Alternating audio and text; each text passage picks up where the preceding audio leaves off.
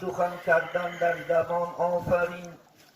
حمد و سپاسی به حد مر خدا را که صنعش در وجود آورد ما را. هزاران درود و هزاران سلام بر رسول و آل و اصحابش تمام. اما بعد، السلام علیکم و رحمت الله و برکاته. السلام علیکم برادران اهل اسلام.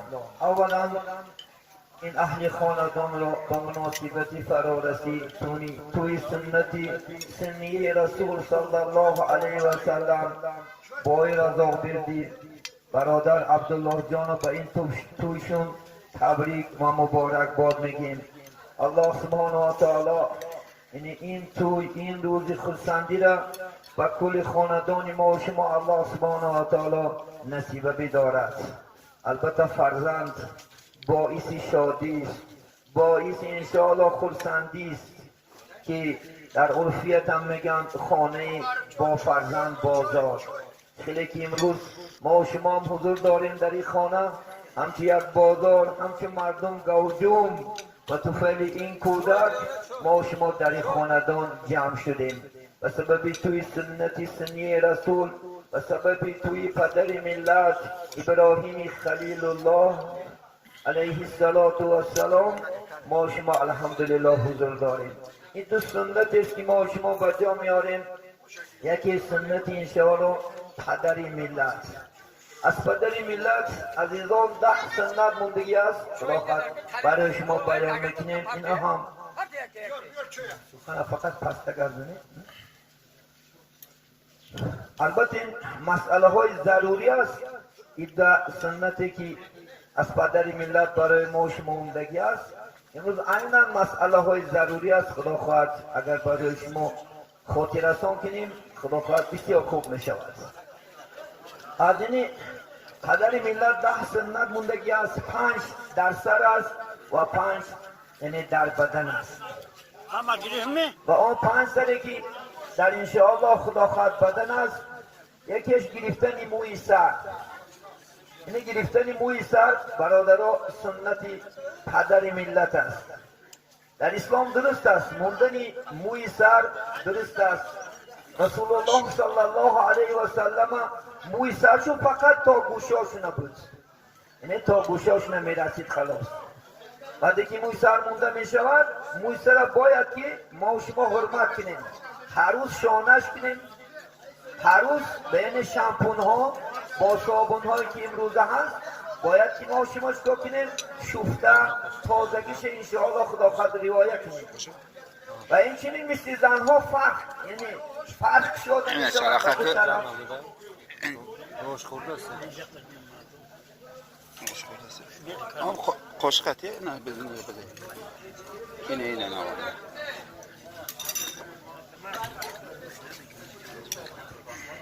یعنی فرق کردنش مثل زنها، سبب یعنی فرق کردنش در چی است؟ باید که موی سر در وقتی سجده یعنی پیشانی ما و شما را ندارد. اگر در نماز پیشانی ما و شما را دارد، نماز مکروه می شود. یا که پیچی سلف رایت، یا که موی سری ما و شما خدا خواهد، یعنی برای همین یعنی فخر یعنی کرده می شود و به یک بندک بسته می شود. دائم انشاءالله چکار کرده می شود؟ هر روز یک بار شوفته تازه کردن موی سر که از سنت رسول الله صلی الله علیه و سلم. یکی دیگرش تراشیدن موی لب. عزیزان من، موی لب موندن سنت نیست. در اسلام عزیز موی لب دراز بدعت است، یعنی ماش موندن سنت است. ریش انشاءالله خدا خواهد موندن سنت، موی لب تراشیدن سنت است. در مذهب امام اعظم رحمت الله علیه یعنی موی لب در کتاب صلات مسعودی چنان میگن موی لب مانند که وقتی که به دست قپیده می شود در ناخن شما نیاید، یعنی به نهایت پس تازه انشاءالله خدا خواهد یعنی موندن سنت است. کسی که میگن موی لبش میتراشد 4 چیز برای رسول الله صلی الله علیه و آله یعنی چی است؟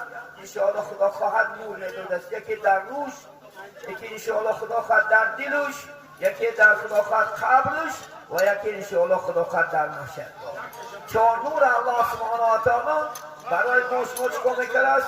انشاءالله عطا میکنه است. پیغمبر بزرگوار در حدیث صحیح گفتن شما خلاف یهود و نصارا کنید، یعنی مولواتون تراشین ریشاتون نمونید. یعنی سنتی پیغمبر صلی الله علیه و سلم همچنان است. باید که ما و شما البته ایسته بود بجا آوردن حرکت کنیم انشاءالله خدا خواهد بجا بیاریم. یکی دیگر انشاءالله شستن دهن پدر ملت سنت است. یعنی دهنش چکا کردن؟ یعنی پر را انشاءالله خدا خواهد عروس دهانا را شوید انشاءالله. یعنی اینجور با پستا یکی است یا که در اسلامی حدیث مسواک کردن است. پیغمبر بزرگوار محمد صلی الله علیه وسلم گفتن یعنی سه چیز برای من فرض شدگی بود برای امتام یعنی سنت شد. سه چیز. یکیش نماز تهجد خوندن برای محمد صلی الله علیه وسلم چی بود است؟ فرض بود. یعنی پیغمبر صلی الله علیه وسلم نماز تهجد هرگز ترک نمی‌کردن. دائم نماز که برای ما شما چی شد؟ سنت شد. یکی همین باشد مسواک کردن و پیغمبر بزرگوار صلی الله علیه وسلم فرض بود. هرگز از مسواک جدا نمی‌شدن. دائم مسواک می‌کردن. یعنی مقصد در دهان دائم تازه کردن استادن. اینم برای پیغمبر اسلام فرض بود، برای ما شما چی شد؟ سنت شد. البته این سنت پیغمبر بزرگوار محمد صلی الله علیه وسلم ما شما چیکار کنیم؟ البته انشاءالله بجا بیاریم. دائم دندانا را حرمت کنیم، دائم شوخته کردیم. سبب چی است؟ سببش که انشاءالله خدا خواهد دهن جایی چی است؟ موضع ذکری الله سبحانه و تعالی است. حتی بینین در مسئله های فقهی میآید حتی اگر شما چیز نخورید مبادا پیاز خون خورید حتی به مسیح نزدیکی کردن من شدگی است. سبب چی؟ از دهن بدبوی ما و شما همسایه ما و شما آزار میکشد. از دهن بدبوی ما و شما فرشته ها آزار میکشد. چون ما در خانه خدا مهمان الله هستیم. الله سبحانه و تعالی باید که از ما و شما از دهن بوی ما و شما چی آزار نکشد. برمین بینید تا چی اندازه برمین دندانان البته هر روز خدا خواهد انشاءالله با پس داهد و دیگر از دائم تازه کردنش از سنت انشاءالله خدا خواهد یعنی پدر ملت است. هم سنتی پیغمبر نازنین محمد صلی الله علیه و سلم است. یکی دیگرش میگه شستن بینی. من شستن بینی هم چی است؟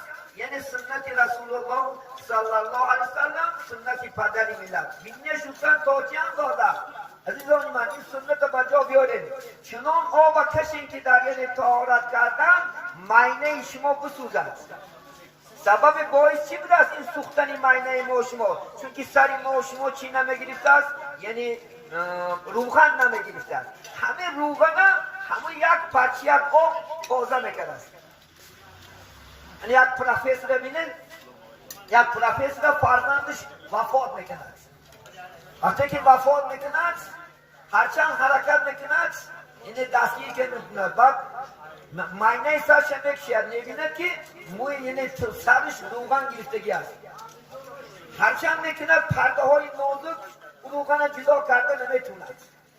بعد اون میکنه چیکار کنم که یک ترکیبه گذارم و یه روز میگه دستاش میشود و میآید بالای همون سر من همین خیلی پیشونیش قطیده ایستادم بعد یک قطره آب میچکه میگه در من همون بالای روغن همین طرح روغنش چیکار میکنه آه میگه نبی که پیغمبر بزرگوار توصیه شده که یک پرچه آب همین روغن که من بیگان چی جداش کرد نتونیشتم یک پرچه آب که شما میکشیم مینه ما شما رو فیلتر میکند مینه ما شما الحمدلله تازه میکند. این چیز سنت های چی است؟ الحمدلله خدا خود مشهور است. مثل ما شما بجا بیاریم. یکی دیگر ها چی است؟ منم یعنی در بدن چی است؟ یعنی تراشیدن زیر بغل. برادرها بعد جوانان در کشور استفاده نمی شود. مسلمان باید که انشاءالله خدا خواهد دائم چی باشد؟ تازه باشد، دائم آزاده باشد، دائم پاک باشد. پیغمبر بزرگوار محمد صلی الله علیه و سلم میگه ان الله نظیف و یحب النظافه. خدا خودش که پاکی را دوست ندارد. مثال عادی گیرم در قبلا گیم که 10 سال 20 سال پیش در عرفی عادت بود در زنهای ما شما فقط روز جمعه چیکار میکردن لباس میشستن میگفتن سه شنبه اوباله، چهارشنبه اوباله، پنجشنبه اوباله. که بیچاره 50 تا لباس جمع کردن میمون، بعد یک روز جمعه بیچاره عذاب کشته توبه لباس میشون. این دروغ هستی. اسلام فقط طرف پاکی است، آزادگی است. هر روز بشو، هر روز انشاءالله لباس انشاءالله پاک کن. این ساعت و وقت ندارد. این اوبال بوده هیچ سرمت نه، کجا یفتن این سه شنبه، این بی بی سه شنبه، این چیزا دروغ است. در اسلام بی بی سه شنبه و بی بی چهارشنبه و این خرافات است. این کار نکنه. با بعضا در معارضا همون چراغ میگن یک بی بی سه شنبه یک کتاب میارم، بعد یک چراغ شمع در این خدا خود کاره علا پرستگاه علا این حرام است. این برادرها بجای این قرآن خوانه.